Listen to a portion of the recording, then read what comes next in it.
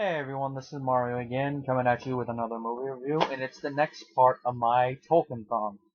Today I'm reviewing the third of the animated movies, and the second one done by Rankin Bass. It, of course, is their sequel to their Hobbit film, and an unofficial sequel to the Ralph Bakshi film. It is, of course, The Return of the King.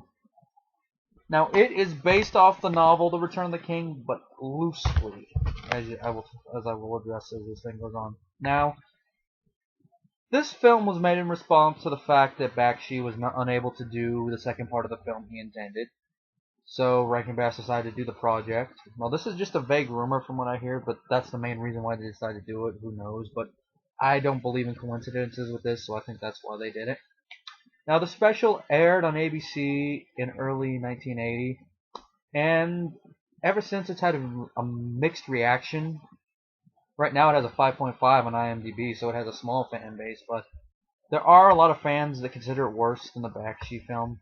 I am not one of them. I actually like it more than the Bakshi film, but I will still say that I still prefer the Jackson films and, of course, the original Hobbit film more than this. But it is still watchable. Like, I can watch this by itself, unlike the Bakshi film. And I actually do like the voice acting overall a lot more.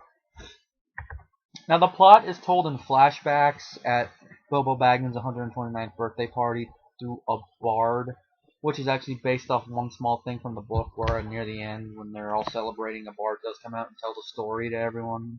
Of course, he doesn't retell it to us because we already know what happens, but it's basically told. It starts with Frodo being captured in the Tower of Cirith Ungol, and Sam having to go in and save him. He eventually does, and they go into Mordor to try to destroy the ring.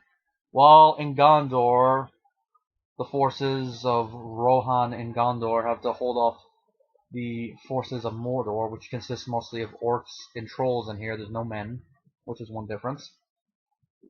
And eventually they go to attacking Mordor itself once Aragorn shows up.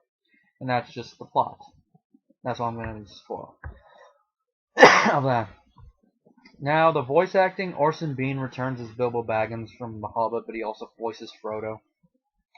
And it's an interesting little dual thing. Theodore Binkle voices Aragorn, excuse me. I guess I had dragons on the mind or something, but Aragorn, excuse me. Now, character-wise, Aragorn, it doesn't seem like he is like a ranger like he is in normally. It seems like he was just away in a different land in exile, waiting for the right time to come back to claim the kingship. But then again, you could also make the argument that he probably was doing what he is doing in the book, with the other Dunedain, waiting. The Path of the Dead is not mentioned at all, so it's up to interpretation. Theodore does actually pretty good at vocal performance of it, and it does come across. I will say John Hurt in Bakshi's film is better, and even Viggo Mortensen I prefer, but he still does a good job. William Conrad is Denethor. He has a brief role in the voice acting thing, but he makes you believe that Denethor has lost his mind, and that suicide is the only option he sees. John Huston returns as Gandalf, and as you guys know, this guy is both an actor and a director. Of course, he's directed films such as The Treasure of the Sierra Madre, The African Queen, which is a film I like that I gotta revisit sometime.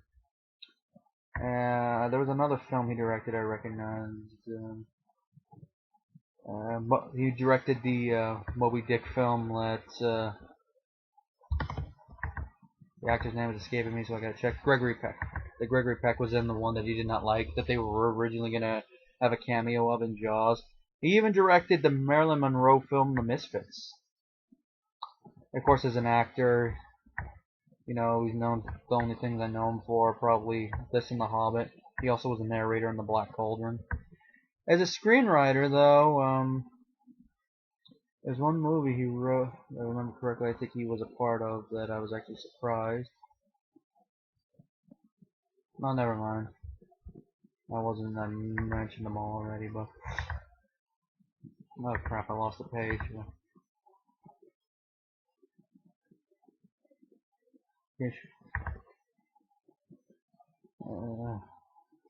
Sorry about the little break thing, I lost the page of what I was looking at. Okay, actor. And here. I'll just go through The Hobbit. Sequel. really taking it anymore. Then as Samwise Gamgee, we got Roddy McDowall. That's right, Caesar / Cornelius himself from the original Planet of the Apes series. He does a very good job as Samwise, and I'm on the fence of whether I prefer his interpretation of Samwise or Sean Astin's version on the live-action one. It's very close. Granted, Sean Astin has the advantage of there being longer, to get into his character, but McDowall does such a good job with the short amount of time he got that you really believe him, and he actually does get to deliver one of my favorite parts of dialogue that Samwise does in the book, the whole thing about Gollum.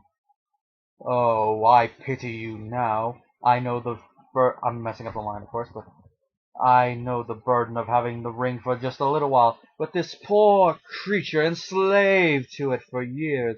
Go on now. I don't trust you not as far as I can kick you, or I will hurt you, yes, with nasty, cruel steel.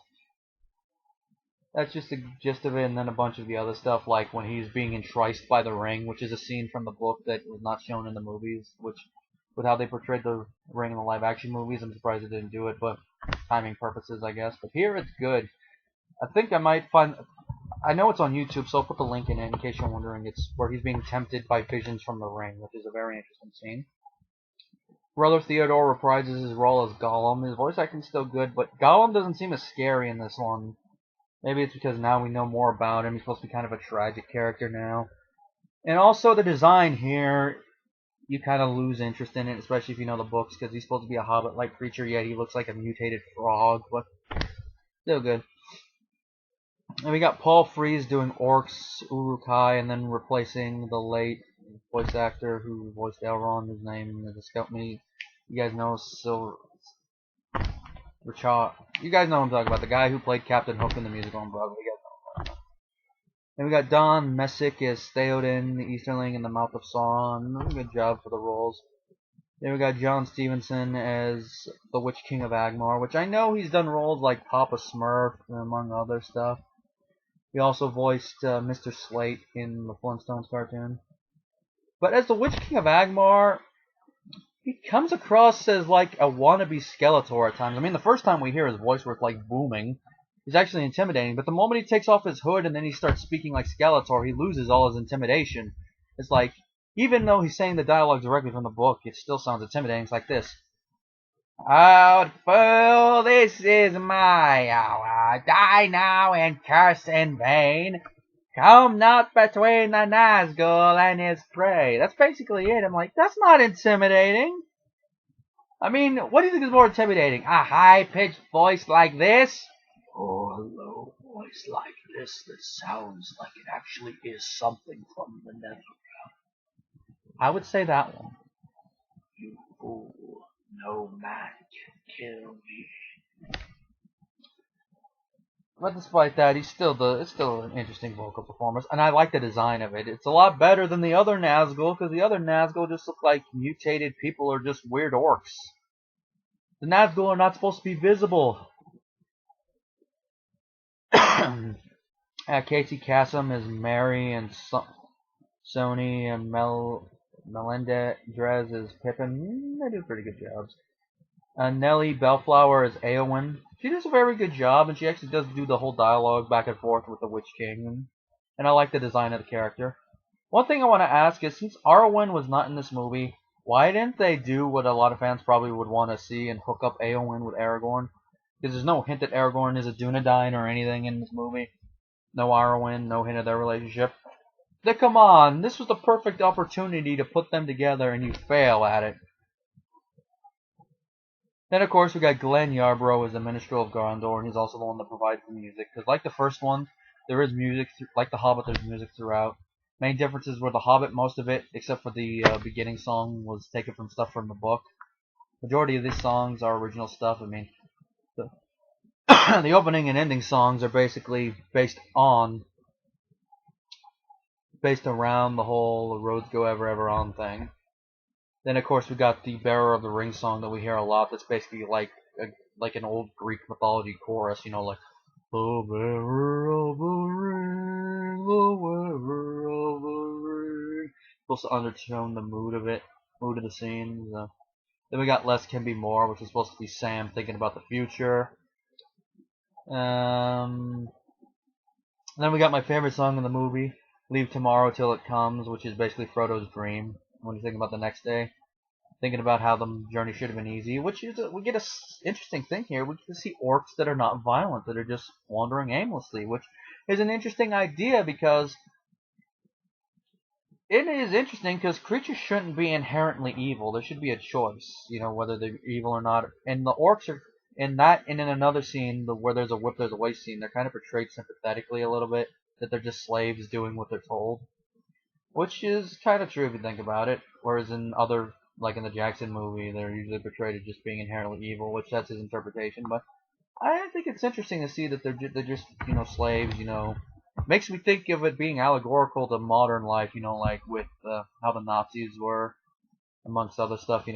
Doing stuff out of fear. We were just following. Yeah, we were just following cops. We were just following orders. So that's an interesting. Now, my rating for the movie, 3.5 out of 5 stars. Honestly, it's better. Like I said, better than the previous film that was done by Bakshi, but not as good as, at least for me, for the live action one. But it's interesting to see how they do the same thing that Bakshi did. They abridge the story. They drop out elements like we never see Legolas and Gimli. Like I haven't mentioned that yet. And they change some stuff around, and it's like the Bakshi film. It makes more sense if you've read the book, but I don't think I mentioned this when I did the book video. I actually saw this in the other animated film before I saw the live action films. Because the order went, I got all 3 of the movies in the box set that they came with in '01 when the first movie came out. I didn't see the first live action movie till '02 when it came out on VHS. Then I believe I didn't see Two Towers till it was on TV. Same thing with Return of the King. So I didn't see them in theaters, which I kind of regret. At least with Return of the King, I wish I had seen that in theaters. But I saw this first. Then after I saw the first live action movie, then I started reading the book. So with this one and with the Bakshi film, I was a little confused about what was going on. Especially this film, I'm like, 9 fingers, what? That doesn't seem like Aragorn. What? And then after reading the book, I'm watching it again, I'm like, oh, now I get what's going on. But anyway, like I said, 3.5 out of 5 stars, and the movie as a whole is not uploaded on YouTube. Last I checked, I know what the individual songs are. So if you want to get the song to listen, I'm gonna put the Samwise the Strong part in. If you look up the other ones, it should be like they might be in the side description box. So just take a look.